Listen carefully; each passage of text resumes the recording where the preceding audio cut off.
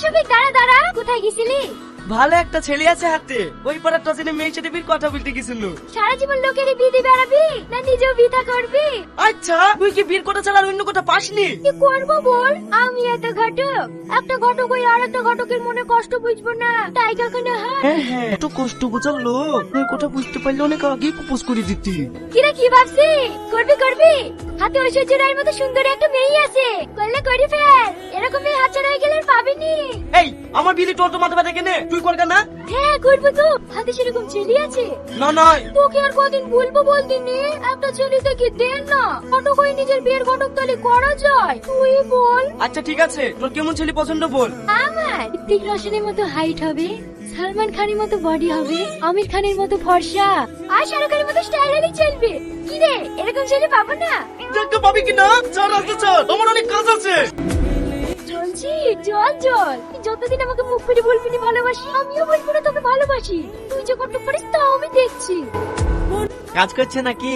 আপনি আপনার ছেলের খবর বলে রাজি হয়েছে? কোনো মতে ওকে রাজি করাতে পারনু না। রাজি না হলে আর কি করবে? কি করবো মানে, প্রতিদিন এইভাবে হাত কড়ি পুড়ে রান্না করা যায় নাকি? তা আমি নিজে নিজে সিদ্ধান্ত নিয়েছি, ছেলে বি করলে না তো কি হলো, আমি বি করবো। ঠিকই আছে, ছেলে বিয়ে করছে না তো আপনি কি করবে? তাহলে আপনার লেগে একটা মেয়ে দেখি। না না, মেয়ে দেখতে হবে না, আমার মেয়ে দেখাই আছে।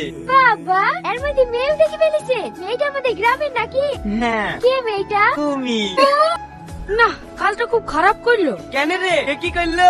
ওই দানা টনি চাচা, ওই পার তুই না ঘটকে বিকেলে চলে গেল। হ্যাঁ ওরকম বুড়ো লোকের সাথে আই বড় মেয়ে মানায় বলদিনি। আমার সব ঠিক আছে। কিরে তোর আবার কি হলো রে? আব্বা আপনি বিয়ে সাজে, আর এটা কে? এটা তো নতুন মা, সালাম কর। তুমি মানে আপনি বিয়ে করেছেন? হ্যাঁ তোকে বলি বলি তুই তো বি করলি নি, তাই আমি বি করিলি চলে আসনু। আর কতদিন হাত কড়ি পুড়ে রান্না করবো বল? না না বা, আপনি এরকম কাজ করতে পারেন না, আমাদের গ্রামে একটা মান সম্মান আছে, আপনি আমাদের মান সম্মান এইভাবে ডুবাইন না। বাবা তুই আবার মান সম্মানের চিন্তা করতে লাগলি? তোমার যদি অতই মান সম্মানের চিন্তা থাকতো তাহলে গ্রামের লোক কাপুরুষ বলার আগেই বি করে ফেলতি শোনা ঘরে। আব্বা আমি আপনি বাদ হচ্ছি, আপনি যাবেন বলে আমি তাই শিখবো। আপনি যদি আমাকে 10টা বিয়ে করতে বলেন আমি 10টা বিয়ে করবো, কিন্তু দয়া করে আপনি এরকম কাজ করেন না, আমি কিভাবে মুখ দেখাতে পারবো না। পোট বা পোট, আমি বি করিনি, বি করতে রাজি হয়েছিলিনি বলেই আমরা দুজনে প্ল্যান করে এই নাটকটা করতে বাধ্য হয়েছি। আপনার বিয়ে করেননি? না এবার বি করবি তো না, আমাকে সত্যি সত্যি বি করতে হবে। না না বা, আমি কালকে বিয়ে করবো। ঘটক তুমি এই দেখো, তুই না, তুই আমাকে ছেড়ে এরকম কাজ করতে পারলি? তুই জানিস নি আমি তোকে কত ভালোবাসি, তোকে ছাড়া আমি বাঁচবো না।